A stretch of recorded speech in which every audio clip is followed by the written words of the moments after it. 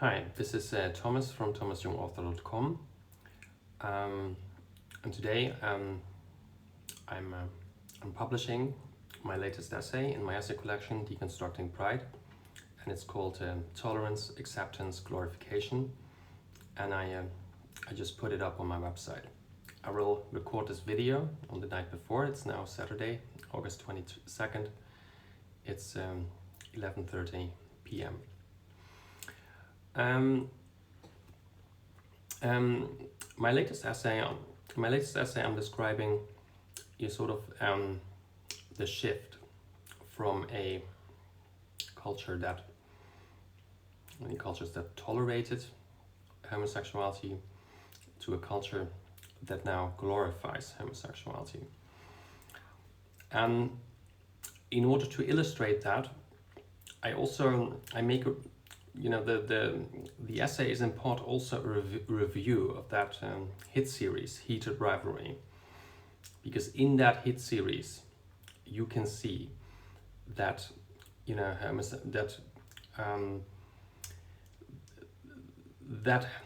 homosexuality has been glorified to some extent, because you see, or that homosexuality is now overly revered, unnecessarily revered, and that is not good, not for anyone, but not for homosexuals also in particular. I've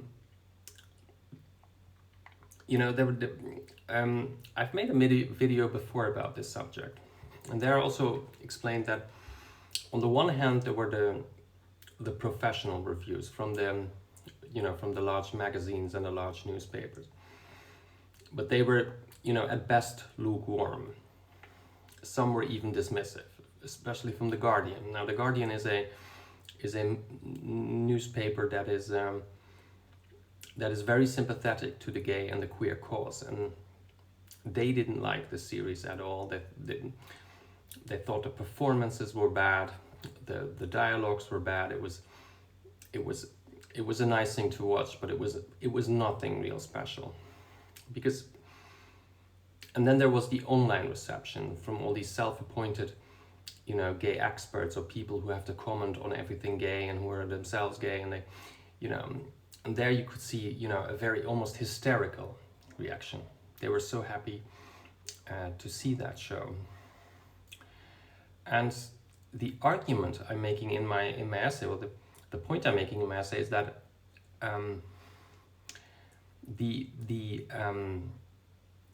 the series is not so much celebrated for its, let's say, artistic achievement, which there is almost none, but for a certain ideology it espouses, certain ideas it celebrates, and these are ideas about homosexuality and the ideas now surrounding gay identity, gay culture, and putting gay characters, at the center of a show. Now, and in the article, I'm making the point that, putting gay characters at the center of a major show and gay themes, that is another victory, as I call it here, of ideology over art, because why do gay characters need to put at the center of something? And that is because many, and if you look at the reviews online, especially on YouTube, a lot of the gays now finally feel represented in gay culture. And I made this point before. I mean, gay characters have been there for decades now. That this is not a new phenomenon. So what they celebrate is that, this is basically a series centered around gay people. And in the professional reviews and in the reaction from the gays, one thing that is overlooked, for example, is that, the series is called Heated Rivalry. And a lot of the online talk is about how this represents being gay, and then they get it always wrong. I mean, because I think the larger point the series is making is that in between homosexual men, there's often this especially when they're in a relationship, like with all men, there is this rivalry aspect that either stood at the beginning of the relationship, or that, and then it gets sexualized, or that later plays a part in the relationship, and the rivalry, you know, sort of creates all sorts of problems. But none of these people who identify as gay, and none of the other reviews, see this aspect in the series, although it is in the title.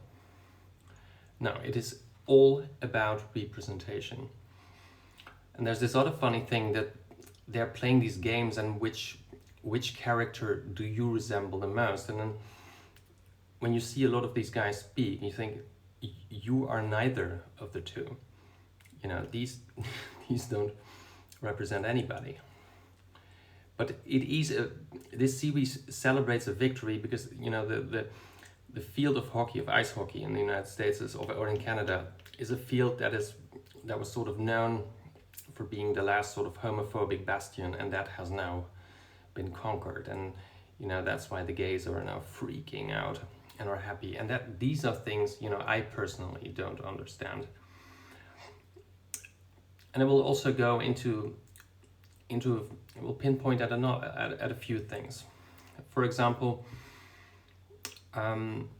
what I don't like about that show is, especially what it is celebrated for, is that the characters. One thing is, between the two main protagonists, is that they have, the series centers around two guys who have this sort of, who see each other once in a while and have sort of a sexual encounter, and that is also displayed and everything. And then later this evolves into a real relationship. And many gay guys can recognize this. I mean, many gay guys, including me, have people in their life they see once in a while, or on and off, and then they disappear again, and they have this sort of, they feel a certain bond with such a person, and there was a sexual bond, but these things never end up in a relationship, but here they do. And that is not even so much problematic, but what the series shows is that once that becomes a real relationship, or tends to become a real relationship, the sexual bond immediately loosens between the two. And that is also something a lot of gay people can recognize. And that is also something that is, strangely enough, even though all the hysteria and the self-appointed gay experts overlook. And then you ask, why? Another issue, I will go also into issues like, you know, this series also suggests, or in the reception of the series, it is suggested that they have to keep their relationship a secret because of homophobia. of not only the homophobia of society, but also the homophobia in the ice hockey sport. And I challenge that. I don't think, you know, because I make the point, listen, if those two protagonists would have had, you know, a fat older girlfriend, they would have also have to keep that a secret, if you know what I mean. So my point is, secrecy is not necessarily because of homophobia, if you know what I mean. And nobody in this series forces anybody to do anything. It is not that these two guys are coerced into keeping their relationship a secret. Nobody does that. Everybody just plays along. So homophobia is something elusive. That is not something you can, you know, you can easily detect if it is there at all. And I think that's one of the many points I will be making in the essay. I will also go into the larger question, why is homosexuality glorified so much? Is it because you know, the gays were so successful? No. It is because, you know, gay people stand for something. They have, in a way, and I've talked about this many times in my videos, they have, if you just look at social media and everything that comes by in the popular, they have perfected the hedonistic lifestyle to such an extent that they're now on the top of a culture that sort of likes to indulge in hedonism. When you could see that now with the pride parades. Last year, I could read in the papers, yeah, the pride parades and Pride Month is losing force. You know, the big corporation, the big brands don't want to fund them any longer. It will become less crazy, but the opposite is true. One could see that this year, I mean, the Pride festivities went on and on and on and on. That did not seem to come an end, and especially here in the mainstream media. I mean, every Pride event everywhere was basically covered by the media. So the entire month, every day, you could see Pride Amsterdam, Pride Berlin, Pride London. I mean, Antwerp. It was. I mean, it was horrible. It was never ending, and you wonder why that is. All these empty slogans, all these, you know. But there were also record numbers.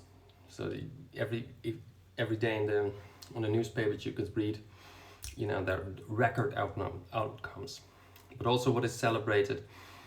Also saw this morning that now more people than ever identifies LGBTQ. 12% in this and this and that country. You can see come by. You see you get a ranking of the most liberal cities that are the most accommodating to gay people. And me, as a homosexual, I mean, I don't like to be around such people who talk like that, who act like that, who walk naked in the street, who walk around in fetish gear and think this. But then why does the culture revere these people so much? How does that come? And my essay, you know, is trying to find an answer to that question. So I hope you will find the time to read it, and maybe you can leave me. You can subscribe to the newsletter on my website, and then you can also leave some comments on the essay itself. Well, thank you for listening. Have a nice Sunday. Bye bye.